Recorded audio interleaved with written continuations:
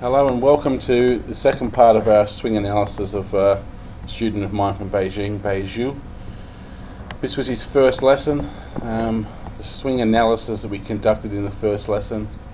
And this player has a few years experience, about 30 years of age, quite athletic and quite strong. If you look at his swing from the down the line view, the previous video that we've done, you'll see that we had a few issues, and from the face on view we have a couple of issues as well, but generally speaking this side looks a little better than the down the line view.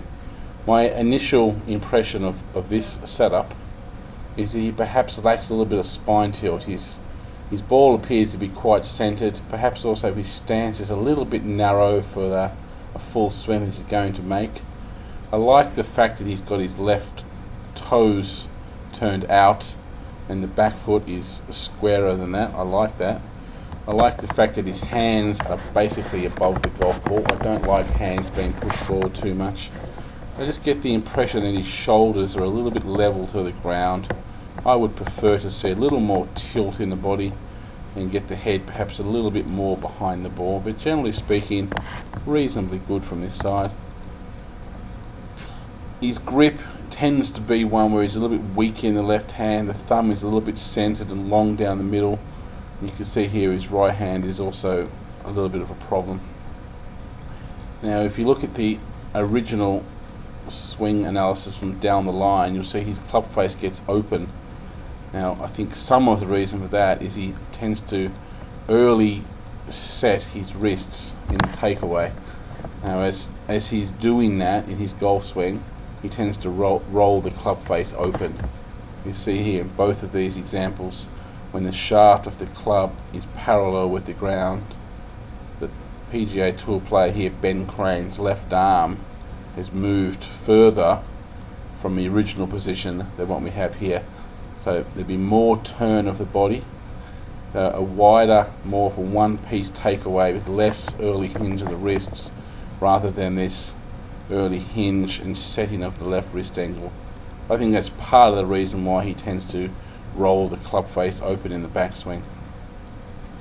As he continues to what we'd call the top of his backswing, we've discussed in the other video why his backswing is quite short, with the right arm tucked in too low, the left arm is too flat underneath his shoulder plane. What he has got here though is a good strong lower body. The left knee has maintained good width away from the right knee. He's got reasonably good width in terms of keeping the hands away from his chest, but to me it's still very flat and too tucked in behind his body. But certainly a strong physical body position at this stage of his swing.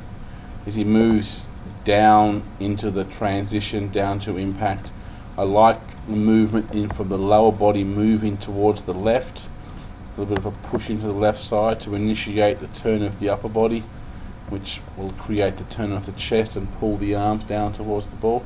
So I like the movement of the body from the face on view.